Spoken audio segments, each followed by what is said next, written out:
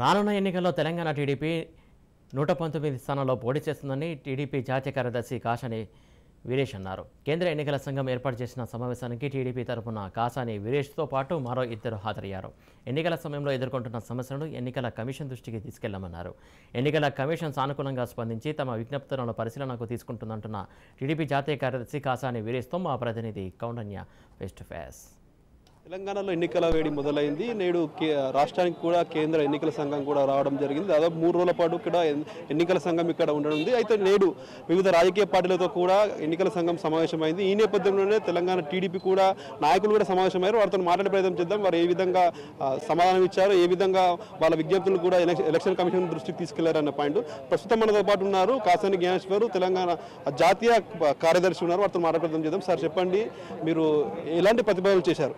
యాక్చువల్గా ఏంటంటే మనకి పోల్ పర్సంటేజ్ ఎప్పుడు తగ్గడానికి మెయిన్ రీజన్ ఏంటి అని అంటే, ఒకే ఇంట్లో వాళ్ళకి డిఫరెంట్ పోలింగ్ స్టేషన్లో పడుతుంది. ఆ పోలింగ్ స్టేషన్ సుమారు 4 నుంచి 8 కిలోమీటర్ల వరకు కూడా ఉంది. కాబట్టి ఒకే ఇంట్లో ఉన్న వారికి ఒకే పోలింగ్ స్టేషన్లో ఉండే విధంగా అంటే డోర్ నెంబర్ ఆధారంగా ఒక పోలింగ్ స్టేషన్లో ఏర్పాటు చేయమని చెప్పడం జరిగింది. అది మెయిన్గా.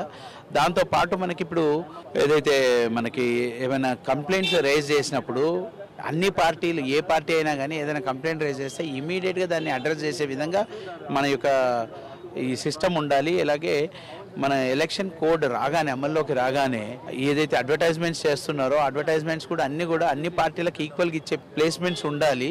ఎందుకంటే లాస్ట్ టైం అధికార పార్టీలో ఉన్న వాళ్ళు మాత్రమే వేసుకోగలిగారు, వేరే వాళ్ళకి ఆ ఛాన్స్ స్పేస్ ఇవ్వలేకపోయారు. అలాగే ఇప్పుడు ఖర్చులు పెరిగాయి కాబట్టి ఎక్స్పెండిచర్ కూడా ఒక ఇండివిజువల్ క్యాండిడేట్ కానీ పార్టీ కానీ పెట్టే ఖర్చుని కొంచెం పెంచండి. సో దట్ వీ కెన్ మనము పారదర్శకంగా అన్ని క్లియర్గా ఉండే విధంగా ఉంటుందని మనం సజెస్ట్ చేయడం జరిగింది. అలాగే లా అండ్ ఆర్డర్ ఏది కూడా ఎలక్షన్ కమిషన్ ఆధ్వర్యంలో జరిగే విధంగా ఉండాలి. ఇప్పుడు ఓటర్ లిస్ట్ కూడా మనము నోటిఫికేషన్ ఇచ్చే ముందు అన్ని రికగ్నైజ్డ్ పార్టీస్కి voter list constituency wise supply చేయమని చెప్పాం. దాని తర్వాత కూడా ఒక గ్రేవియన్స్ సెల్ అనేది ఒకటి ఏర్పాటు చేయమన్నాం. సో దట్ ఇందులో ఏమైనా డిలీషన్స్ ఉన్నా కానీ, ఏదైనా అబ్జెక్షన్స్ ఉన్నా కానీ, ఎవరైనా నేమ్స్ మిస్ అయినా కూడా అందులో మళ్ళీ వాళ్ళకు ఒక ఆపర్చునిటీ ఉంటుంది, ఒక టైం లైన్ పెట్టి అని చెప్పి మనం అడిగాము. వాళ్ళందరూ కూడా, కమిషన్ వాళ్ళు కూడా అందరూ కూడా సానుకూలంగా స్పందించి దీనిపైన తగు చర్య తీసుకుంటామని చెప్పారు. సార్, ముఖ్యంగా టీడీపీ తెలంగాణలో పోటీ చేస్తే ఎన్ని స్థానాల్లో పోటీ చేసే పరిస్థితి ఉంది? ఇంకా అభ్యర్థులను ఖరారు చేసే పరిస్థితి కనిపించడం లేదు. ఇప్పటికే టీఆర్ఎస్ కూడా అభ్యర్థులను ఖరారు చేశారు. టీడీపీ అభ్యర్థులను ఎప్పుడు ఖరారు చేసే పరిస్థితి? మా అధ్యక్షులు చెప్పినట్టుగా 119 నియోజకవర్గాల్లో ప్రతి నియోజకవర్గంలో తెలుగుదేశం పార్టీ పోటీ చేస్తుంది. క్యాండిడేట్స్ని ఆల్రెడీ మేము ఒక 35 మెంబర్స్ని ఫైనల్ చేయడం కూడా జరిగింది. కాకపోతే మన కొన్ని విషయాల్లో ఆగింది. అది మొత్తం 119 నియోజకవర్గాలకి క్యాండిడేట్స్ని త్వరలోనే అనౌన్స్ చేస్తారు. మీరు పెట్టిన ప్రతిపాదనలు ఎలక్షన్ కమిషన్ ఏ విధంగా తీసుకుంది, ఎలాంటి చర్యలు తీసుకుంటామని హామీ ఇవ్వడం జరిగింది? వాళ్ళు అన్నీ కూడా వ్యాలిడ్ పాయింట్స్ చెప్పారు.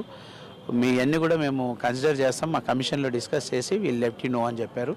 అన్నీ కూడా పాసిబుల్ వేస్, ఏవైతే పాసిబిలిటీస్ ఉన్నాయి, ఏ విధమైనటువంటి దీనివల్ల మంచి జరుగుతుంది అనుకునే అన్నీ కూడా మేము తీసుకుంటామని చెప్పారు. ఎస్, ఓవరాల్గా చూసుకుంటే తెలంగాణ టీడీపీ తరఫున కూడా కాసాని జ్ఞానేశ్వర్ కూడా పాల్గొనడం జరిగింది.